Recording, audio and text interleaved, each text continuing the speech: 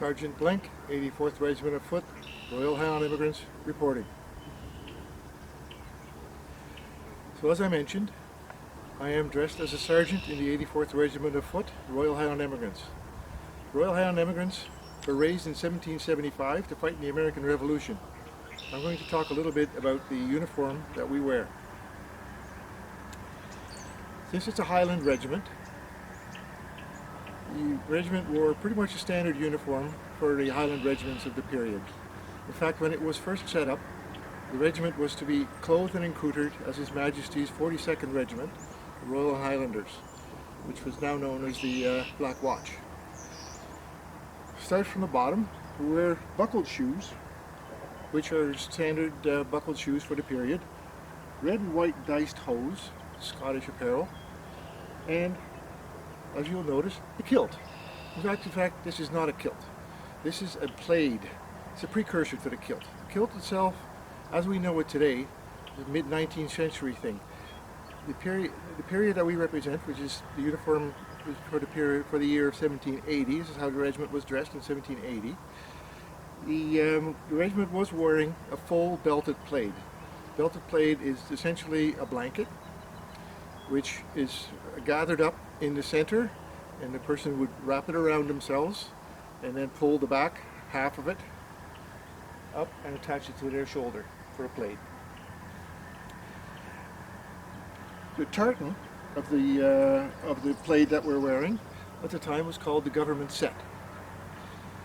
As you may know, after the Battle of Culloden, after all the Scottish nonsense that the king didn't want anything more to do with, they banned all Scottish, aspects of Scottish society and culture. Plaids were banned, tartans were banned, bagpipes were banned, broadswords were banned, everything was banned. The only way that a Scottish man could wear his traditional clothing and work with his traditional weapons was to join the King George's army. And then he got to wear what's called the government set. The government set came to be known as the Black Watch because the regiment that first wore it, the 42nd Regiment of Foot, was known as the Black Watch, and they gave their name to the tartan. It's called the Black Watch today, but it's essentially the same as it was back in 1775.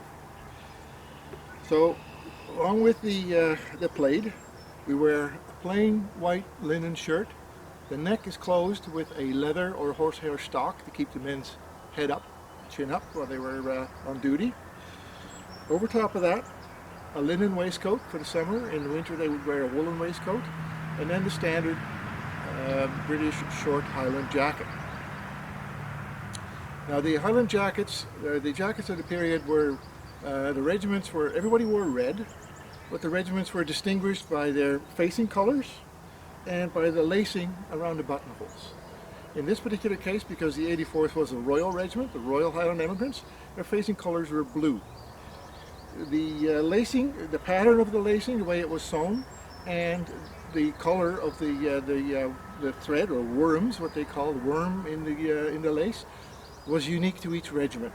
In the case of the 84th, plain rectangular folded lace, and there was a red worm, a blue worm, and another red worm, and that's how the pattern of the lace was for the regiment.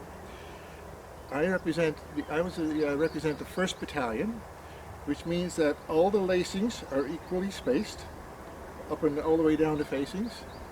If this was a uniform of a 2nd Battalion man, the lacings would be grouped in pairs. It would be two close together, a large space, and two more close together.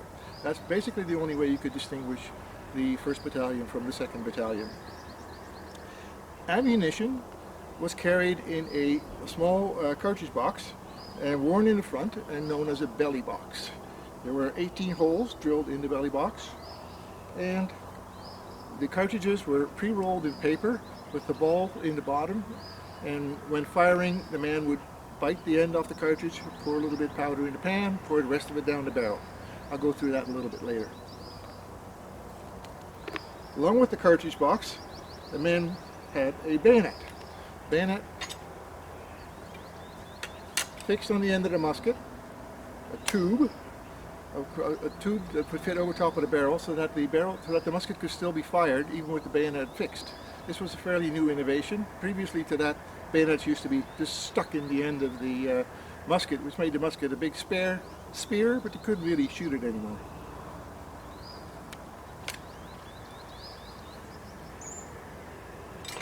On the other side of the belly box, men wore their dirk. Again, typically a Scottish thing, the dirk. And these were personal weapons that the men would bring along for themselves. Each one would typically be unique to the soldier. Many of them were made from broken swords, or they were bought specifically made. Over top of my coat, I wear a red, blue, and red sash, which is my signal of rank, sign of rank. The sergeants, all sergeants wore a sash. Officers wore a purple sash, which they wrapped around their waist. On my head, I'm wearing a tam o' shanter, I guess we would call it today. In the 18th century, it was known as a Highland bonnet. It's just plain blue wool knitted with a knitted blue band. In the case of the 84th, some regiments had a diced band. The 84th had a plain wool band. On the side of the bonnet, there is a cockade made with black lace with a regimental button in the side and a flash of bearskin.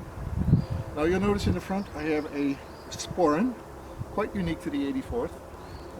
The 42nd, which is what this uniform is patterned after, the 42nd uniform, the 42nd wore a badger skin sporran. The 84th wore a raccoon skin sporran to make them slightly different from the 42nd. The lace was also quite different from the 42nd. The 42nd had what's known as a bastion-shaped lace, which was kind of like an arrow shape, whereas we wear a square shape.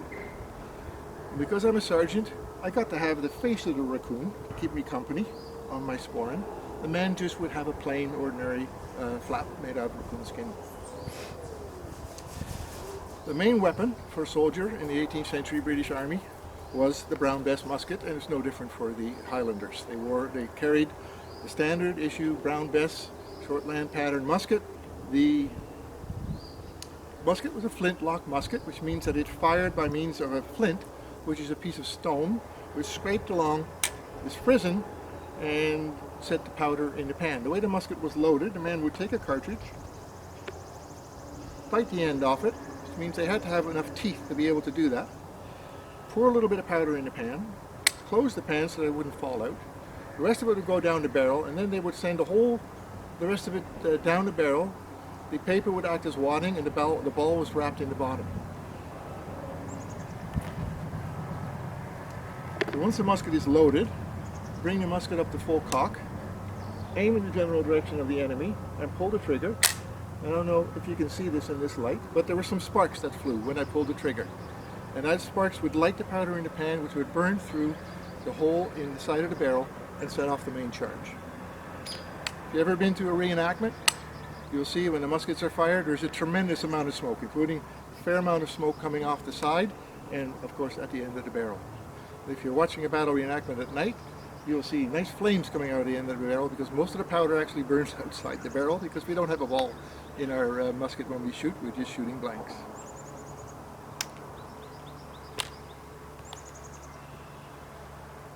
Thank you very much.